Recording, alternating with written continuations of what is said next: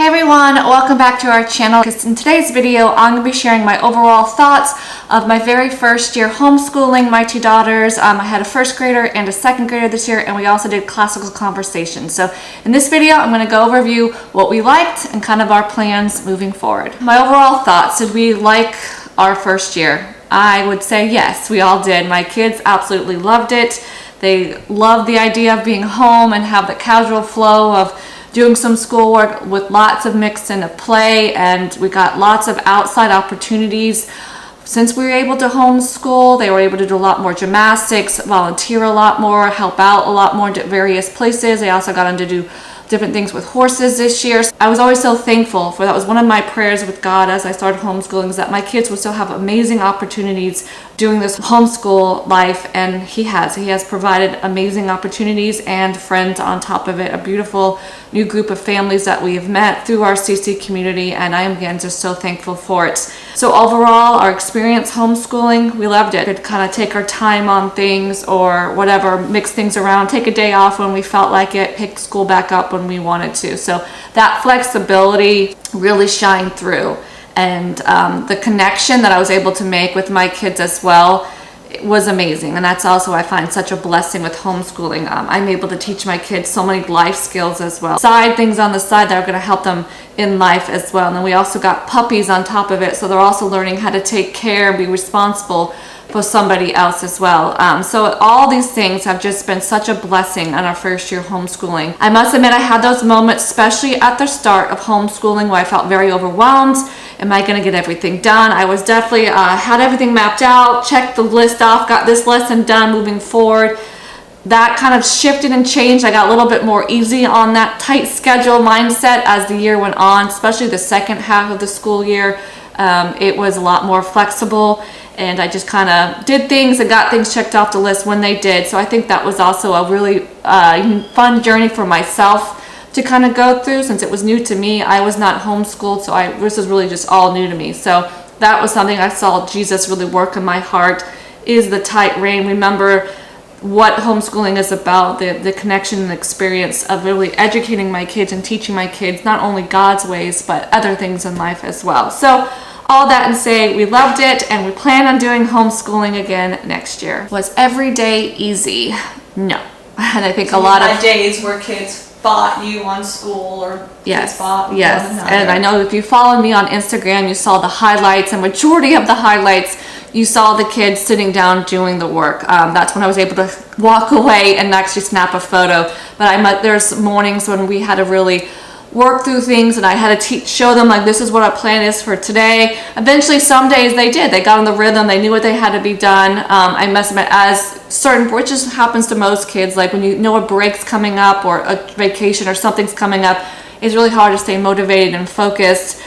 So those times we had to work through things, and also teaching them that to me is also when life skills would come in. Like, we said we're going to do this, we're going to get it done, this is priority, and then we get to go and do something else. So also kind of teaching them responsibility and that aspect as well. So those little life lessons got in those moments as well. But no, hands down, not every day was easy. We had easy days where the kids sat down, did the work, no complaining, no nothing, yes, but there was also plenty of days with the sibling fighting, arguments, especially since my kids they're 2 years apart, but they're in school-wise are only like a year apart.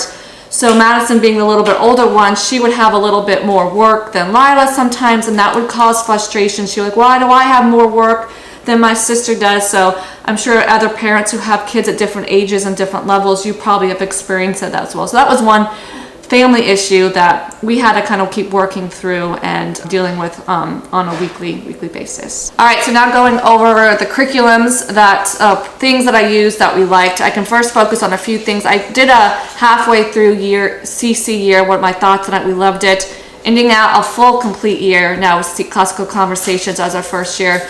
We loved it. We're signed up again to do it next year. Some of the things that we use for CC on top of their main curriculum on the side, you've probably seen us do the animals in time. Which I believe you did do it. We loved it, so we plan on doing that again next year. And Driven by Grace's Bible Foundations was a great resource, adding in the Bible time in our morning. So I plan on using those 2 resources again for the ones dedicated for next year. CC, I think that was all I have that was really like CC focused. I have a few other resources that I found that I plan to use on along with their CC next year, because we're doing Classical Conversation Cycle 3, which is very American focused. So I have a lot of great resources. I'll be doing a side video where I'm going over all the resources in my plan for next year. So be on the lookout for that new video. So you are sticking with CC. I am sticking with CC.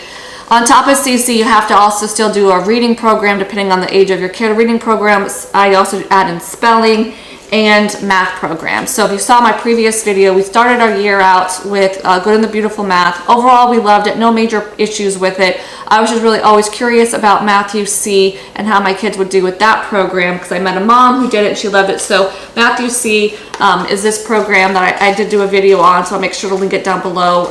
We finished it out. The kids worked really, really hard and crammed in 30 weeks of work within a half a school year, and they understood the concept, so we were able to get through it. And I do plan, I've already bought the next levels. Apologize for the barking in the background, but I've already planned on doing that next year. And then for reading, in spelling, we do the program all about spelling and all about reading. We finished some of the levels in that one. We plan to continue them to finish them out this next coming year. Hands down, great curriculum, great product if you're learning, in need of something for reading or spelling. My kids and I have both really enjoyed those 2 programs, so highly recommend those 2 programs. The other one, do you agree? Yeah? the other one that we did, also did handwriting. So they did handwriting without tears. Again, a very simple program. They did the printing power, and then now I'm having them finishing out and doing the cursive kickoff. So I believe there's a next level of cursive writing without tears that I plan to do. I don't know if I'll do another print one. I think I'm just going to focus on the cursive, because my thoughts on printing, my daughter always reminded me when she does her spelling test, does that consider handwriting?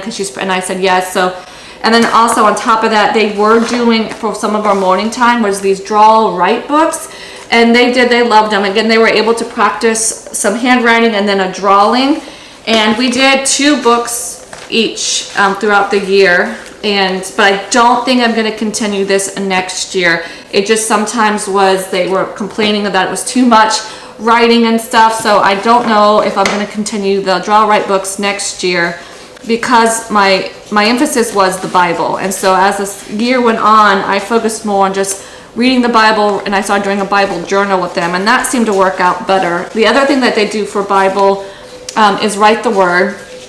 And this is another way that they can get practicing their handwriting, whether they go and they write out a verse. So that's another way that they can practice their print handwriting, eventually one day maybe cursive. So that's kind of what I was going to focus more of their handwriting is using the Bible for that. Like I'm going to have them write a particular Bible verse out, write the word, helps with that as well. One curriculum that I started the school with, I'm pretty sure was in my curriculum video last year. That I was going to do this, the More Than Words Bible curriculum, because again, I got a lot of great feedback. We started it, I think we did the first maybe 4 or 5 days of it, but then we just didn't keep up with it. I just always kind of forgot about it.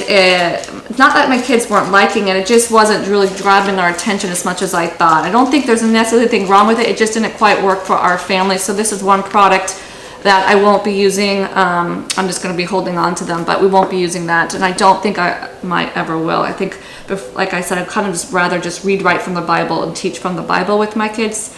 And then the other thing, I had a few other things that we did in our morning time at the start of the year. I have a video on that, how I changed my morning routines. I'll make sure to link that video. I had certain things I would practice, again, their handwritings and the weather and stuff. I did that for the first maybe a few months of our school year, but then I kind of slowly stopped doing it.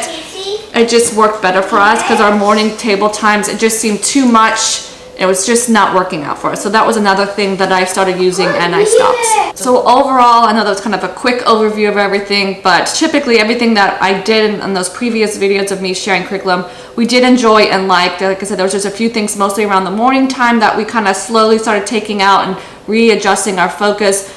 halfway through the school year, we changed our math curriculum. Love the new math curriculum, plan on finishing it out. Love CC, plan on doing it again next year.